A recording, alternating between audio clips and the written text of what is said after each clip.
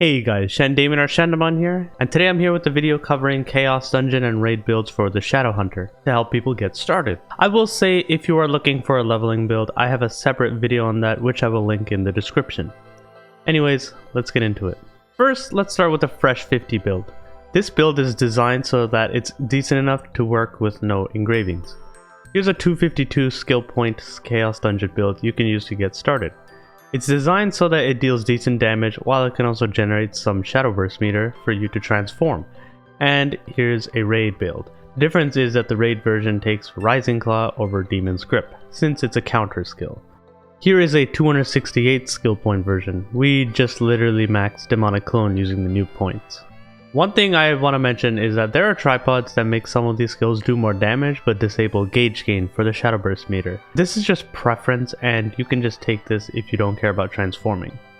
Once you get some engravings from books or accessories, then we can move on to the actual class engraving builds. First, let's start with an overview of what both class engravings do. Demonic Impulse is the class engraving that is focused on the transformation. This removes the cooldown after you untransform and also increases your critical rate while transformed if it's at least level 2. It uses skills that mainly focus on gauge generation instead of damage. Typically get at least level 2 or 3 on this engraving for the critical rate. Perfect Suppression is the other class engraving that is focused on human rather than the transformed state. This engraving disables transforming entirely but increases the damage of all your skills and also increases shadow burst meter gain. This build uses skills that focus on damage rather than building gauge. Since transforming is disabled entirely, the gauge is instead used to buff some of your other skills by consuming the gauge. And since this class engraving doesn't scale very well with higher levels, you can just leave this at level 1 to focus on other common engravings, which makes it a cheap option. Here is a skill build for Demonic Impulse at 252 skill points. This build is the same in both Chaos and Raids. We make sure to take all the gauge gain tripods to transform as fast as possible while working with the limited skill points we get. At 268 skill points, we can max Demon Vision so it comes out faster and doesn't become a charge skill anymore. And at 312 skill points, max Demon's Grip and put some extra points into Demonic Slash for more mobility. If you have Wealth Runes, put them on Demon Vision, Demonic Clone, and Howl for the best efficiency. Overall, it's a pretty simple skill build and you can be lazy about it and just not change it at all because it relies heavily on the transformed skills. Desired engravings for this class are Demonic Impulse 3 and Grudge 3 to start. Crystal 3, Keen Blunt 3, and Raid Captain 3 are also all good choices here. Crystal 3 can be a replacement for Grudge 3 if you're having trouble getting that.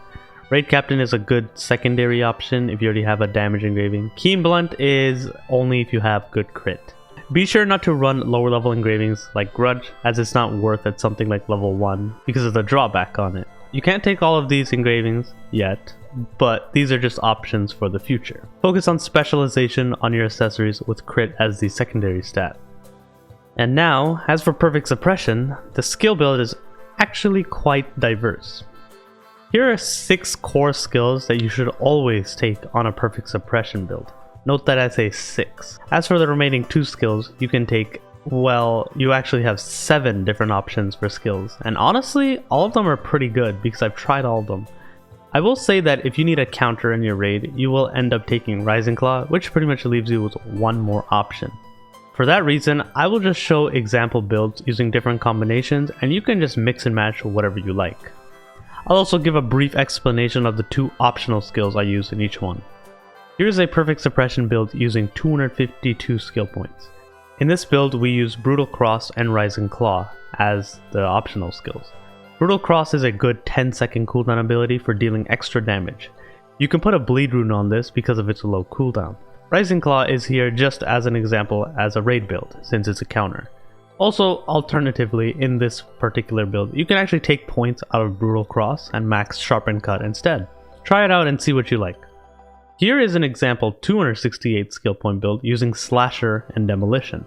Slasher is a good skill to spam because of its low cooldown. If you end up maxing it, it does become a lot stronger, but it also adds to the cooldown. Demolition is a combo skill that deals many strikes. It has a tripod that can consume 20% of the shadow burst meter to deal more damage. And finally, here is a 312 skill point build using Spinning Weapon and Demonic Clone as the optional skills. Spinning weapon is a move you can just throw out for damage, and it stays up for a while so you can use other skills while it spins.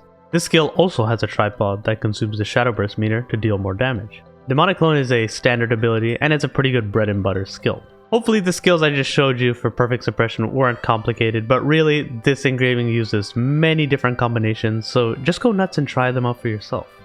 Desired engravings for this class are Perfect Suppression, Level 1, and Grudge 3. Obviously you can replace Grudge 3 with Curse Stall 3 if you're having trouble getting Grudge 3, and also Ambush Master 3 is a good option here too since the class is back attack oriented. Keen Blunt is good since we're focusing on crit. This engraving focuses on crit as a main stat with swiftness as a secondary stat. Anyways, if you need more info on how each build plays, I do also have a video on that on my channel, which I will link in the description. But if you enjoyed, be sure to sub and check out my Twitch, and also check out my newly formed Discord server, where I chill and post updates about my videos and streams. Still a work in progress from the time I post this video, but it's a start. Anyways, peace!